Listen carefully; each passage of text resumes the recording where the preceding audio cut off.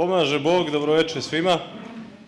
Hteo bih da vam u ime crkvene opštine, u ime celog odbora i cele parohije poželim dobrodošlicu, braći sveštenicima, svima vama koji ste se okupili, da se još jednom zahvalim sestrama koje su se potrudile oko posluženja večeras i naravno našem predavaču koji je došao da održi predavanje na jednu podvižničku i inspirativnu temu.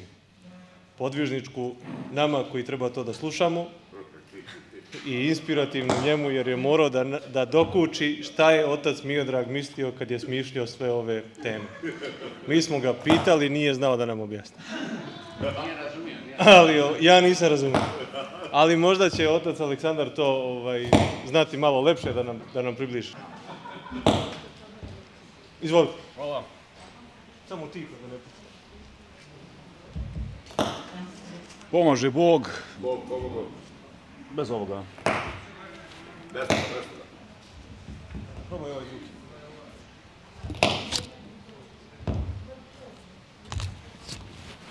zvuk. Pomaže Bog, braće i sestre, časni oci, braće i sestre. U ciklusu ovih velikopostnih predavanja meni je pripala čast da večeras govorim o temi koju mi je otac Miodrag dao, zadužbinarstvo u Srba. Sama reč zadužbinarstvo, odakle potiče i šta znači? Etimologija te reči je zapravo zadužbina, dakle za dušu. I kad to čujemo, onda nam je mnogo jasnije šta sama reč znači. Dakle, kad nešto za dušu činimo, kada dižemo neku zgradu ili dižemo bilo šta, česmu, dižemo zgradu nekakvu za pomen, za spomen i za svoju dušu. I ovo se prvi put pominje u našem narodu u srpskom letopisu iz 1823. godine. Zadužbinarstvo podrazumeva zaveštanje ili poklanjanje lične imovine zadužbini koja kroz određenu društvenu ili socijalnu svrhu nastavlja da koristi ličnu imovinu za ostvarenje namere koje je imao zadužbinar. Zadužbinarstvo u Srbiji ima istoriju koja seže još iz srednjeg veka i naročito je bilo popularno krajem 19. i početkom 20. veka, pogotovo za vreme dinastije Obrenovića, da bi tokom komunističkog perioda bilo skoro zaboravljeno, ako ne i skroz zaboravljeno. Tek nedavno pitanje zadužbinarstva ponovo dobije na značaju u našem narodu. U srednjovekovnoj Srbiji vladari i plemići su uobičajeno podizali crkve i manastire kao zadužbine. Osnivač srednjovekovne Srbije, Sveti Stefan Nemanja, osniva Studenicu, car Dušan manastir Svetih Arhanđela kod Prizrena, dok je kralj Milutin imao više desetina zadužbina. Zadužbinarstvo u Srbiji se naročito razvilo, posle oslobođenja Srbije od Turaka, a nakon Drugog svjetskog rata često se nije poštovala volja zadužbinara i zadužbinama su se menjale namene, bile su ili zatvarane ili prodavane. Ktitor, što na grčkom prevodu znači držati u vlasti, je u crkvama pravoslavnih hrišćana fizičko lice, sveštenik ili laik, ili pravno lice, crkva, crkveni fond, selo, gradska opština i slično, koje osniva ili obnavlja manastirsku, seosku ili gradsku crkvu, manastir, školu ili dobrotvorni zavod. Odnos ktitora prema ktitoriji je regulisan ktitorskim pravom. Ktitorija se nije mogla osnovati bez saglasnosti crkvenih vlasti, što znači da je svaki ktitor pre osnivanja crkve ili manastira morao da traži dozvolu episkopa. ktitor bi objavio pisano svedočanstvo o ktitorskom činu, takozvanu hrisovolju ili povelju u kome se nalazi popis svih darova. Postoji kod nas i takozvani drugi ktitor ili novi ktitor. To je ono lice koje obnavlja ili proširuje manastir ili crkvenu zgradu. Sveti Sava je, recimo, izgradivši u Vartopedu ćelije i 3 crkve, postao drugi ktitor tog manastira. Ktitorsko pravo se moglo ustupiti licu koje se obavezalo da će izdržavati manastir i slati godišnju pomoć. Manastir Esfigmen je ustupio ktitorska prava caru Dušanu, a zatim i despotu Đurđu Brankoviću. Ktitor je imao u svojoj zadužbini pravo na pomen u vreme bogosluženja, na grob, na ktitorski portret i na počasno mesto. Srednjovekovne zadužbine Nemanjića. U Nemanjičkoj Srbiji, počev od velikoga župana Stefana Nemanje, pa sve do poslednjega cara Uroša, zatim u kraljevini Mirnjačevića, u kneževini Lazara Hrebeljanovića, najzad u despotovini Stefana Lazarevića i Đurđa Brankovića. Svaki se vladar starao da podigne bar jednu veliku crkvu ili manastir, a bilo je i onih koji su mogli da podignu i po 10-ak hramova. U 12. i 13. veku su vladari i njihovi najbliži rođaci bili u mogućnosti da izgrade sebi zadužbine. Manastiri se izdržavaju od imanja koje su im darovani ktitori. Manastiri i crkve imali su i praktičnu namenu, i to ne samo onu uvek prisutnu da šire i učvršćuju veru u narodu. Po geografskom rasporedu, a bili su podizani na najvažnijim srednjovekovnim saobraćajnicama, može se zaključiti da su imali i političku ulogu. Neke crkve su imale i još jednu namenu, predstavljale su hramove u episkopskim sedištima. U toj ulozi proslavile su se Žiča i Pećka patrijaršija, kao sedište Srpske arhijepiskopije, a potom i patrijaršije. Studenica je najznačajnija zadužbina Stefana Nemanje. Ona se nalazi kod ušća na Ibru i postao je graditeljski uzor srednjovekovne Srbije. On je izgrađen 1195. godine, a živopisan je zaslugom Svetog Save 1209. godine.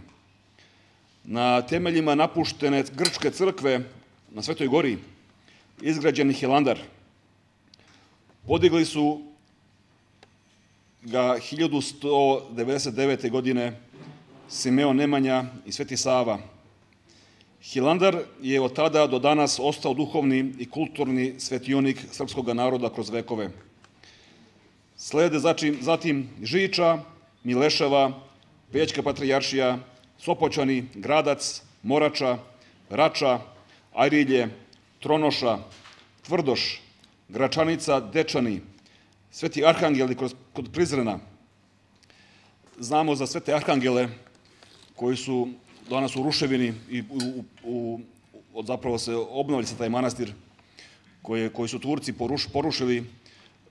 Dakle, to je zadužbina cara Dušana i možemo samo pretpostaviti lepotu i veličinu toga hrama, jer ne postoji danas ni kamen na kamenu tu.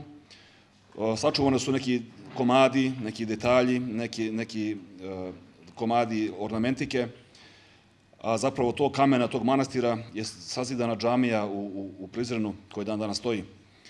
Ja sam imao tu, kad sam bio u Prizrenu jednom prilikom, vidio sam tu džamiju izbliza.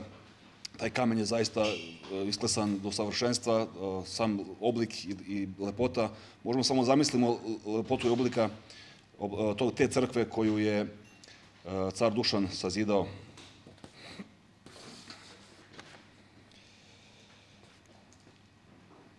Padom srpske države u tursko ropstvo, zadužbine nastaju na Fruškoj gori, gde Srbi odlaze u rasejanje. i tu se podižu manastiri poput Beočina, Gregeteka, Velike Remete, Krušedola, Šišatovca i tako dalje. Sveukupno ima 17 manastira na Svetoj gori, na Fruškoj gori. Oslobađanjem Srbije od Turaka zadužbinarstvo opet oživljava u Srbiji. Tako da pored crkvenih zadužbina imamo i sekularne zadužbine za školstvo, za prosvetu, za nauku. Moramo istaći zadužbinare poput Ilije Kolarca, Miše Anastasijevića, Dušana Grujića, Đoku Vlajkovića, Vlajka Kalenića, Nikolu Spasića, Stevana Milosavljevića i još mnogih drugih, koji su zaveštavali svoju imovinu za pomoć siromašnim studentima, za pomoć odličnim učenicima i uopšte za unapređenje školstva i nauke u Srbiji. Dolaskom komunista sve se ove zadužbine nacionalizuju, gube svoju svrhu, bivaju rasformirane i opljačkane. Postoji recimo zadužbina Kolarca u Beogradu, jedna velika, ima mnogo zgrada, ali jedna zgrada je koju on podigao za izdržavanje svoje zadužbine. U toj zgradi je bilo nekih 30 stanova i namena je bila da se ti stanovi izdaju, novac koji se od tih stanova prikupi, taj novac ide prema njegovoj zadužbini. Naravno, kad su komunisti došli, te stanove su uzeli sebi. To su luksuzni stanovi u sred Beograda, koji i dan danas ne vraćaju, jer nemaju kome da vrate. I taj sam zakon u Srbiji o zadužbinama, kako bih rekao, traljavo i sporo se donosi ikakav zakon da se to vrati, da se to obnovi, da se namena tih zgrada opet vaspostavi. Padom komunizma, dakle, tek poneka zadužbina biva vraćena po prvobitnoj nameni. Zakon o zadužbinama se sporo donosi i možemo slobodno reći da su nam komunisti naneli više zla nego što su Turci to učinili za koliko vekova svoje vladavine. Da ne ulazimo sad u tu temu, to je široka tema koja nije tema ove večeri. Srpska zadužbine su autentična svedočanstva našeg graditeljstva i sveukupne duhovne i umetničke lepote. Srpski manastiri bili su i ostali molitvena duhovna staništa, narodna zborišta i kulturna središta srpskog verujućeg naroda. Oni su vekovima čuvari pravoslavne vere i svetosavske tradicije. Hvala.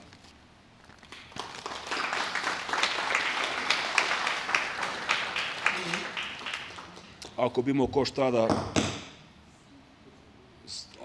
da pita, slobodno postavite pitanja i potrudit ću se da odgovorim koliko mogu.